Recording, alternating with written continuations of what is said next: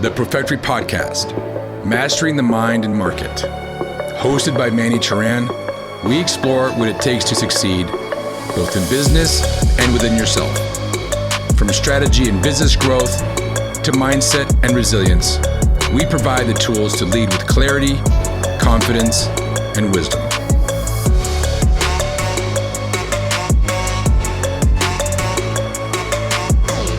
Welcome to the Profectory Podcast, Mastering the Mind and Market. My name is Manny Teran, and I'm your host. Today's podcast hits very close to home, literally. The idea that we're exploring today are the challenges and opportunities from buying a new home and moving. There's lots of things that are unwrapped and exposed during that process.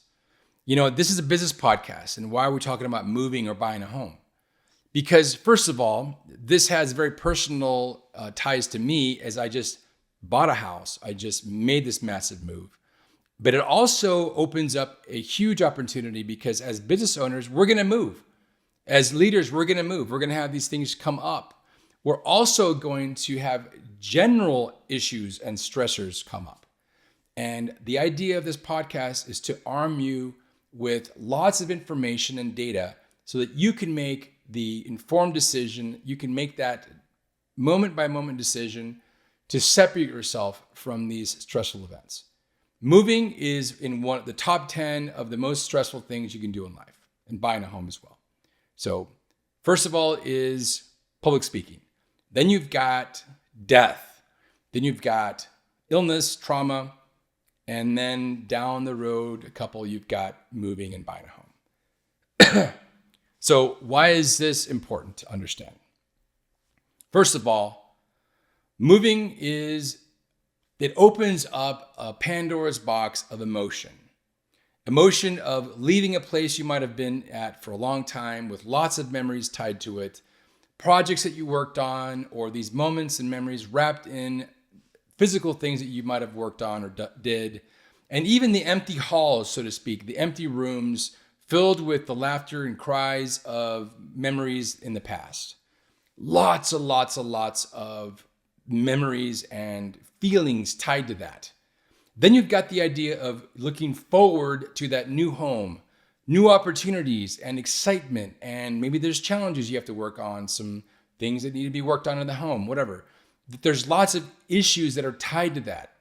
And the idea with this podcast is to arm you with both Stoic principles as well as modern wisdom that's based on real data and research. Now, in that framework, the first thing we're going to do is we provide a Stoic framing. So this framing is a perspective of looking at the problem with the Stoic philosophy in mind and understanding that as Stoics, the idea is to recognize that everything is temporary, that events that happen in the world are just events and they shouldn't necessarily seep into your psyche and your decision making, although they do. This is why we have to practice this. In my own practice, I tended to be very reactive in my youth. I would have an event happen in life and then I would react to it, very dynamic. And oftentimes that was in a negative sense. I had a kind of a silver tongue, if you will, or a sharp tongue. There we go. And the sharp tongue was coupled with just reacting with what I did. And as a business owner, I kept it in check most of the time as I was starting my company back in about a decade ago. And I realized that especially as a CEO, as a founder, I needed to be on point with respect to how I reacted to things. Because all eyes, all my employees, all my vendors, my customers, all eyes were on me. And that's the thing about being a CEO. You have to walk, let me reframe this. You have to seemingly walk this tightrope of acting in the right way. You have to have the right amount of strength and power over opportunities that come up and challenges, and the right amount of reservation and pause. It's often difficult. Well, it is until you realize that if you provide a Stoic landscape around what you're doing, if you look at everything in the Stoic mindset, then you automatically get those things. You get the framing, you get the distance, you get the pause, and you're able to look at problems and challenges that occur at face value. Take emotion out of it. Emotion is a very powerful tool, by the way. But if it's left unbridled, it can take you down an alleyway that is a road to ruin. So this podcast, being a business podcast, you're going to have people move in life. You're going to have people buy houses. And so automatically there's going to be lots of stress in that situation. So whether you're moving or one of your key employees is moving or a vendor or a customer, recognize and give them grace in the fact that they are going through a lot. Me having bought this house recently, moving from my previous house, which I've been at for 7 years, lots and lots of emotion tied to that house, lots of beautiful moments that filled those hallways and those bedrooms and the backyard and the front yard, and also some ones that were more difficult to remember. And lots of learning. So, you move from one house and you basically take Pandora's box, open it up, and have all those emotions come up. Then you move to another situation where there's excitement, where there's new opportunities. There might be some small challenges there as well, but your direction is in towards moving. But when you do that, you leave behind lots of stuff. So there's that. If we look at this in a Stoic framework, so let's start with Marcus Aurelius. He said, "You have the power over your mind, not outside events. Realize this and you will find strength." There's a tremendous amount of strength in that pause. There's a tremendous amount of strength in understanding that you are the captain of what's in here and what this is here. The outside world, we are not captains of. I don't care who you are, at what level, whether you're Elon Musk, whether you're Steve Jobs who passed away, whoever, we're still susceptible to the same human elements. We're still temporary. Steve Jobs, amazing entrepreneur. He basically changed the world. Dead. Dust. I remember him. You remember him. He'll be remembered for a long time in the history books. Fast forward 1,000 years. What's that going to look like? Who's going to actually remember what he looked like with their own eyes? Who's going to remember the kind of handshake he had? Nobody.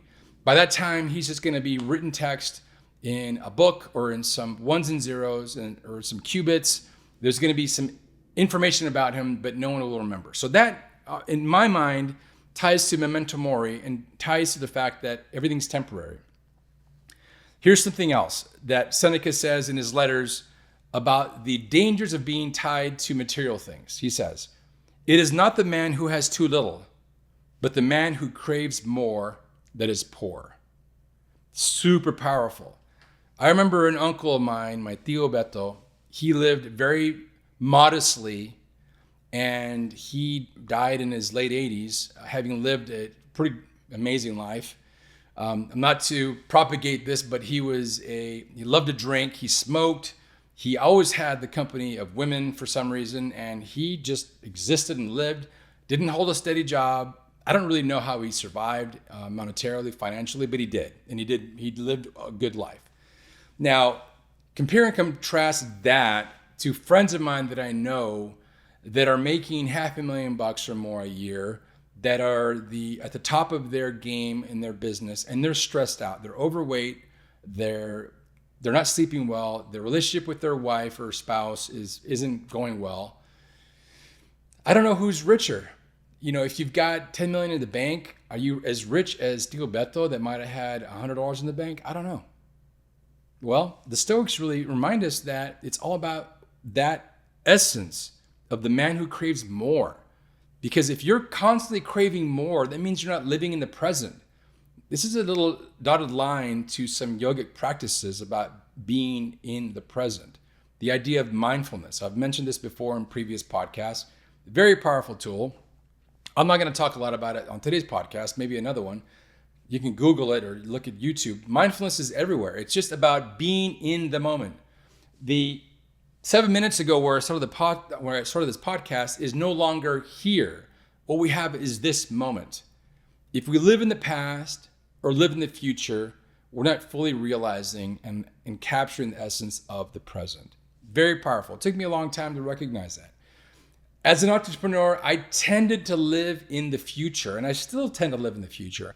I need to sort of rein myself back from being able to constantly look forward or backwards. I need to be able to focus on what's happening today on the spot. Very powerful, and it has implications that are far-reaching, not only in life and business, but in our ability to enjoy things. You know, I was talking to some friends over the weekend about going to a concert and looking around, and everybody's got their phone up. They're not enjoying the moment. They're sitting on their phone. I don't really understand it. I mean, I'm guilty too, but I actually have been trying very hard to not do that. Put my phone in my pocket and absorb it, enjoy it for what it is, and care less about what's happening on the outside. Epictetus challenged us by saying this: ask not that events happen as you wish, but wish them to happen as they do, and you will find peace.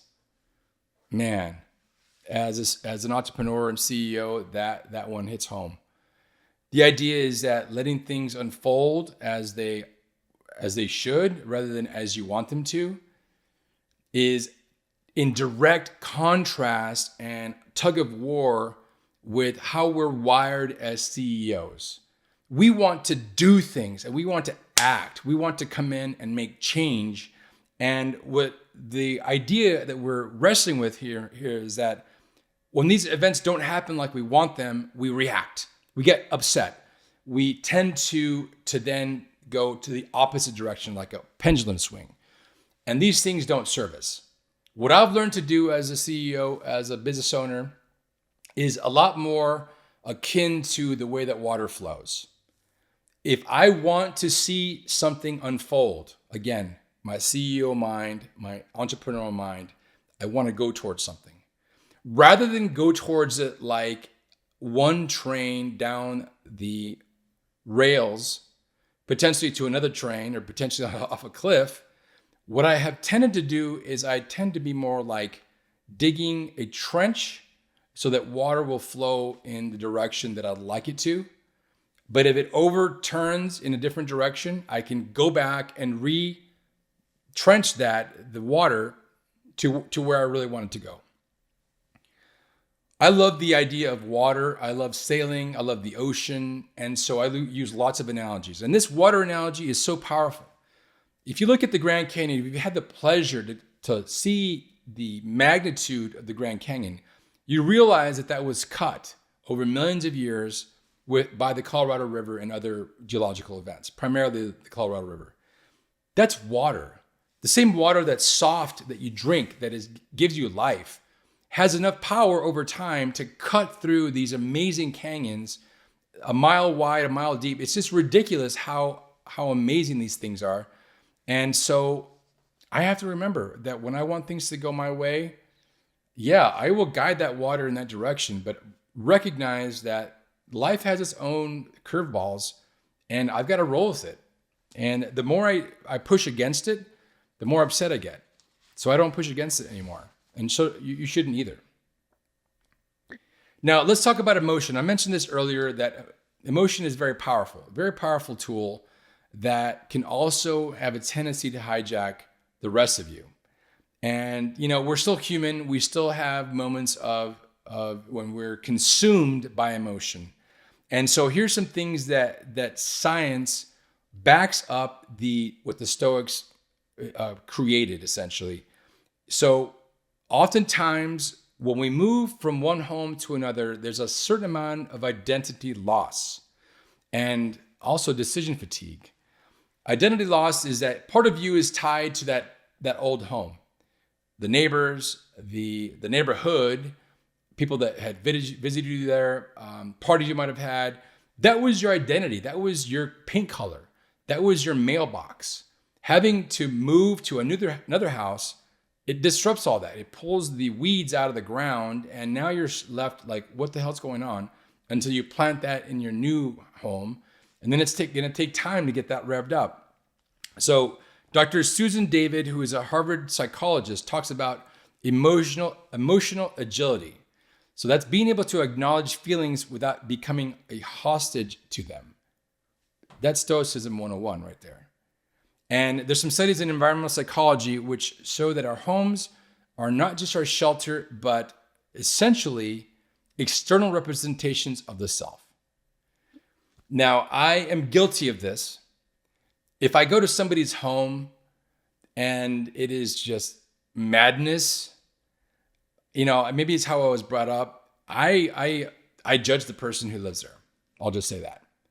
If the home is ridiculously in order and I've got to take my shoes off at the door, and I'm going to judge the person.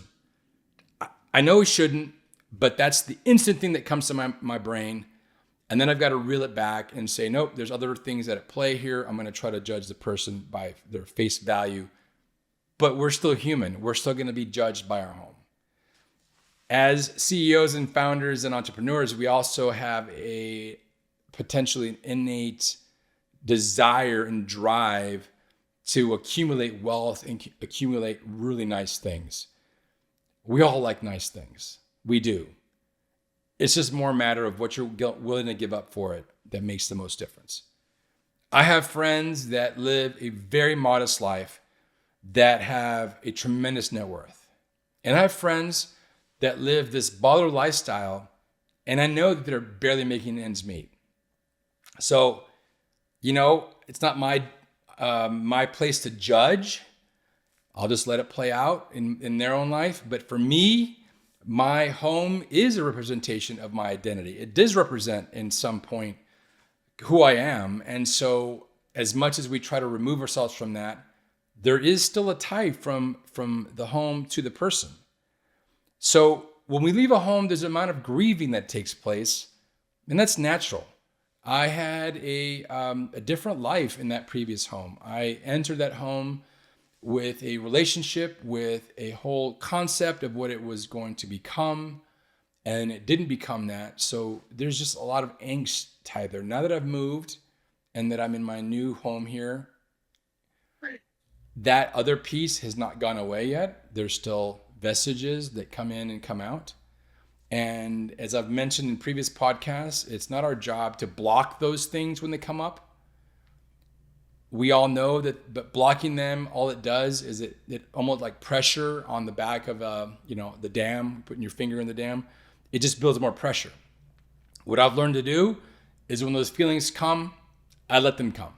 I let them come. I let the sadness, I let the excitement, whatever it is that I'm feeling, I let it come, flow through me and flow out of me. It's the strongest tool that I've found that gives me the opportunity to have those feelings and enjoy them for what they're worth. Even the difficult ones are worth enjoying because they can teach us so much. Yeah, there's heartache. Yeah, there's missing people, missing things. There's missing places. There's missing times. But as long as we're breathing, as long as we have life to enjoy, memento mori, right? We're all going to die.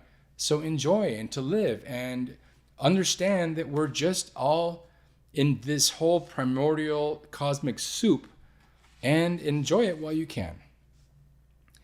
So here's some things that are actionable tips that I'll share with you that I've used here in making this move to this new place.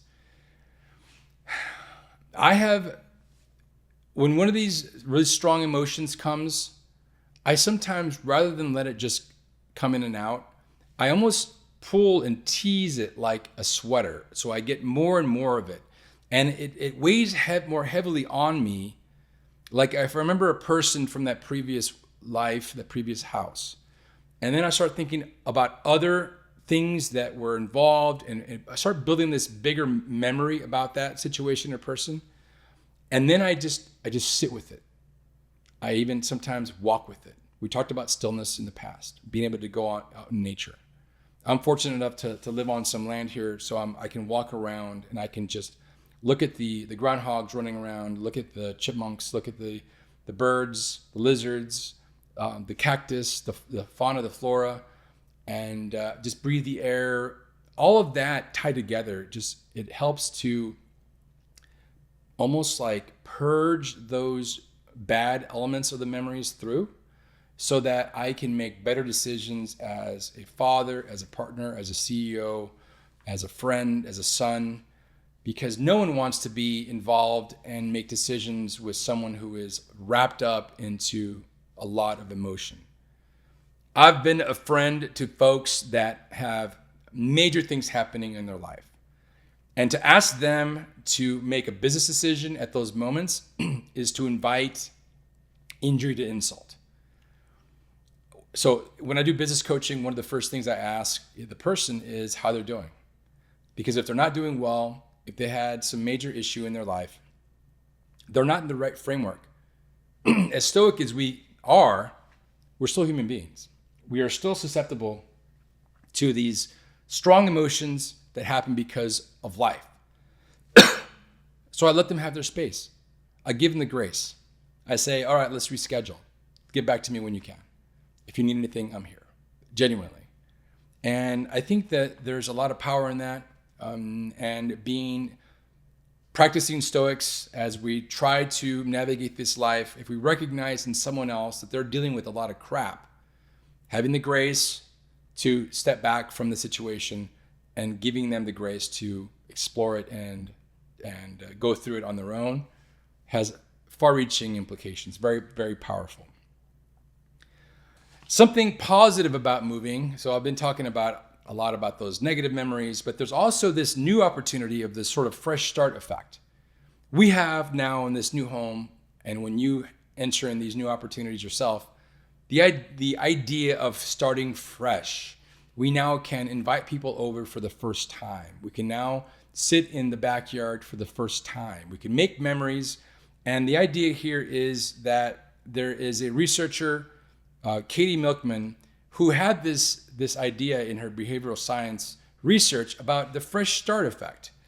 So when we make these big life changes, our life is a constant meandering roller coaster, a hike, whatever you want to call it, of identity creation and negation.